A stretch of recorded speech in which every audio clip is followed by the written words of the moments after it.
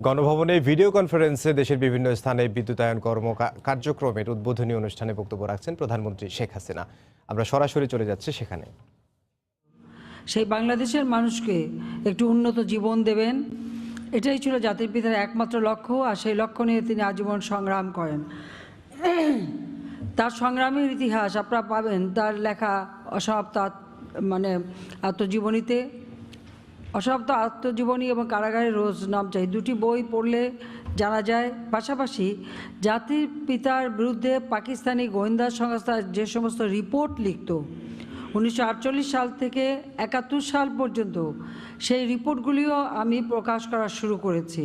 সেখান থেকে জানা যায় যে তিনি কিভাবে সেই আমাদের মাতৃভাষা বাংলাকে প্রতিষ্ঠিত করবার জন্য সংগ্রাম শুরু করেছিলেন, যে সংগ্রাম থেকে ধাপে ধাপে তিনি আমাদেরকে স্বাধীনতা অর্জনে নিয়ে গেছেন। কাজেই তার যে লক্ষ্য ছিল যে দুঃখী মানুষের মুখে হাসি ফোটাবেন, সেটা তিনি করে যেতে পারেননি। 15ই আগস্ট ঘাতকের নির্মম বুলেটের আঘাতে আমরা জাতির পিতাকে হারাই। শুধু তাকেই আমরা হারাইনি, স্বাধীন বাংলাদেশের জনগণের ভাগ্য পরিবর্তনের যে লক্ষ্য নিয়ে তিনি স্বাধীনতা অর্জন করেছিলেন, সেই স্বাধীনতার চেতনা, মুক্তিযুদ্ধের চেতনাকেও বাঙালি হারিয়ে ফেলেছিল।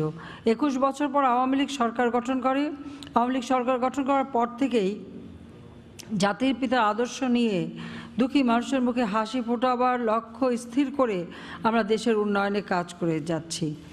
96 থেকে 2001 পর্যন্ত ক্ষমতায় ছিলাম। বাংলাদেশ খাদ্যে স্বয়ংসম্পূর্ণ হয়েছিল, বিদ্যুৎ উৎপাদন বাড়িয়েছিলাম, সাক্ষরতার হার বাড়িয়েছিলাম, রাস্তাঘাট, পুল, ব্রিজ করে অবকাঠামোগত উন্নয়ন করে মানুষের ভিতরে একটা আশার আলো জেগেছিল।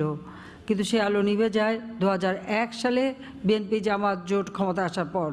দুর্নীতি, সন্ত্রাস, জঙ্গিবাদ, গ্রেনেড হামলা, বোমা হামলা, এটাই ছিল তাদের একমাত্র কাজ। এবং আওয়ামী লীগের লক্ষ লক্ষ নেতা কর্মীর উপর অকথ্য অত্যাচার এবং তাদের কারাগারে পুরো অথবা তাদেরকে উপরে নির্যাতন তারা চালিয়েছিল। এবং তাদের অপকর্মের ফলে দেশে এমার্জেন্সি হয়। এরপরে আরও 2 বছর আমরা পিছিয়ে যাই। 2008 সালে যে নির্বাচন হয়, বাংলাদেশের জনগণ ভোট দিয়ে আওয়ামী লীগকে নির্বাচিত করে এবং 2008 থেকে 2018 পর্যন্ত আমরা একটানা 2 বার ক্ষমতায় এসে বাংলাদেশকে আজকে একটা উন্নয়নের পথে এগিয়ে নিয়ে যাচ্ছি। যে বাংলাদেশকে জাতির পিতা যুদ্ধবিধ্বস্ত বাংলাদেশ হিসেবে গড়ে তুলে স্বল্পোন্নত দেশ হিসেবে প্রতিষ্ঠা করেছিলেন, আজকে আমরা উন্নয়নশীল দেশ হিসেবে উন্নীত হয়েছি। এই ধারাবাহিকতা বজায় রাখার জন্য আমরা কাজ করে যাচ্ছি। এবারে 2018 নির্বাচনে বাংলাদেশের জনগণ নৌকা মার্কায় ভোট দিয়ে আমাদের নির্বাচিত করেছে। আমি জনগণের প্রতি আমার কৃতজ্ঞতা জানাচ্ছি যে তারা যে আস্থা বিশ্বাস আমাদের উপর রেখেছেন, সেটা সামনে রেখেই আমরা এগিয়ে যাব। বাংলাদেশের সার্বিক উন্নয়নের সবথেকে বেশি প্রয়োজন হলো বিদ্যুৎ, যেটা মানুষের চাহিদা। মানুষের খাদ্যের নিরাপত্তা আমরা নিশ্চিত করেছি, আর বিদ্যুতের উৎপাদনের মাধ্যমে প্রতিটি ঘরে আলো জ্বালবো, এটাই আমাদের লক্ষ্য। ইতিমধ্যে 93% মানুষ বিদ্যুৎ পাচ্ছেন।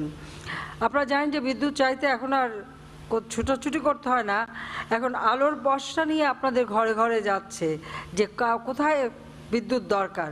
আমরা সেভাবেই খুঁজে খুঁজে মানুষের বিদ্যুৎ চাহিদা পূরণ করবার পদক্ষেপ নিয়েছি। সেই সাথে সাথে মানুষের আর্থসামাজিক উন্নতি যত হচ্ছে, মাথাপিছু আয় বৃদ্ধি হয়েছে, জীবনযাত্রার মান উন্নত হয়েছে, সেই সাথে সাথে বিদ্যুতের চাহিদাও বেড়ে যাচ্ছে। আর সেই চাহিদা বৃদ্ধির সাথে সাথে তাল রেখেই কিন্তু আমরা বিদ্যুৎ উৎপাদনও বাড়াচ্ছি।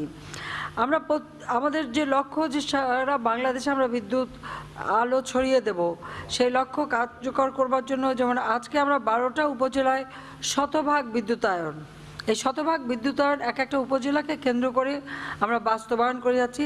আজকে আমি 12টি উপজেলায় শতভাগ বিদ্যুতায়ন কার্যক্রমের উদ্বোধন ঘোষণা করছি।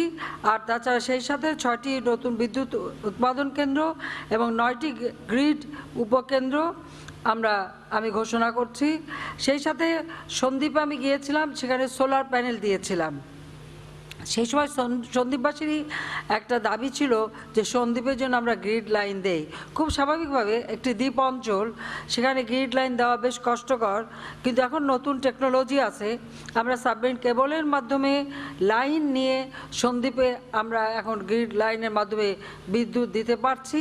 আজকে আমরা সেটা উদ্বোধন করলাম। এইমাত্র আমি সেই ঘোষণা দিচ্ছি। সেই সাথে সাথে বলবো যে এই সন্দ্বীপে আমি গিয়েছি, সেখানে ঘূর্ণিঝড় হয়েছিল, তখন ওই সন্দ্বীপের থেকে রিলিফ ওয়ার্ক করেছি। আমি দেখেছি কি দুঃসহ জীবনযাপন করতে হয় মানুষকে। আজকে সেখানে আমরা বলতে পারি এই গ্রিড লাইনে বিদ্যুৎ যাওয়ার ফলে সেখানে বিনিয়োগ হবে, শিল্পায়ন হবে, আমাদের কৃষি উৎপাদন বৃদ্ধি পাবে, কৃষি প্রক্রিয়াজাত শিল্প গড়ে উঠবে, আমরা বহুমুখী কাজ করতে পারবো, এমনকি আমাদের ব্লু ইকোনমির অনেক কাজ সেখানে আমরা করতে পারবো। কারণ এই দ্বীপটি অত্যন্ত চমৎকার, এখানে পর্যটন শিল্প আরও ভালোভাবে গড়ে উঠতে পারবে। সেই সাথে সাথে প্রত্যেকটা উপজেলায় সার্বিক উন্নয়নের জন্য আমরা পদক্ষেপ নিচ্ছি। ইনশাআল্লাহ জাতির পিতার যে স্বপ্ন ছিল ক্ষুধামুক্ত, দারিদ্র্যমুক্ত, উন্নত, সমৃদ্ধ বাংলাদেশ, আমরা তা গড়ে উঠতে পারবো।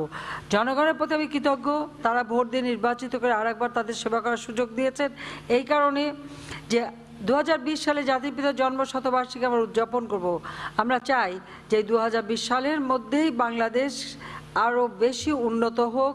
আর 2021 সালে আমাদের স্বাধীনতার সুবর্ণ জয়ন্তী, বাংলাদেশ ক্ষুধামুক্ত, দারিদ্র্যমুক্ত বাংলাদেশ হিসেবে ইনশাল্লাহ গড়ে উঠবে। 2020 থেকে 2021 এই বর্ষটাকে আমরা মুজিব বর্ষ হিসেবে ঘোষণা দিয়েছি। কাজে আমাদের সকলেই সমগ্র বাংলাদেশের জনগণ এটা উদযাপন করবেন। আর বাংলাদেশ হবে জাতির পিতার স্বপ্নের উন্নত, সমৃদ্ধ, ক্ষুধামুক্ত, দারিদ্র্যমুক্ত বাংলাদেশ। সেই কথা বলেই আমার বক্তব্য এখানে শেষ করছি। আবারও আমি ঘোষণা দিচ্ছি 12টি উপজেলা শতভাগ বিদ্যুতায়ন কার্যক্রম, 6টি বিদ্যুৎ উৎপাদন কেন্দ্র, 9টি গ্রিড উপকেন্দ্র এবং সন্দ্বীপ উপজেলার বিশেষায়িত বিদ্যুতায়ন। আমি এর শুভ উদ্বোধন ঘোষণা করছি। সবাইকে ধন্যবাদ। জয় বাংলা, জয় বঙ্গবন্ধু, বাংলাদেশ চিরজীবী হোক। মাননীয় প্রধানমন্ত্রী।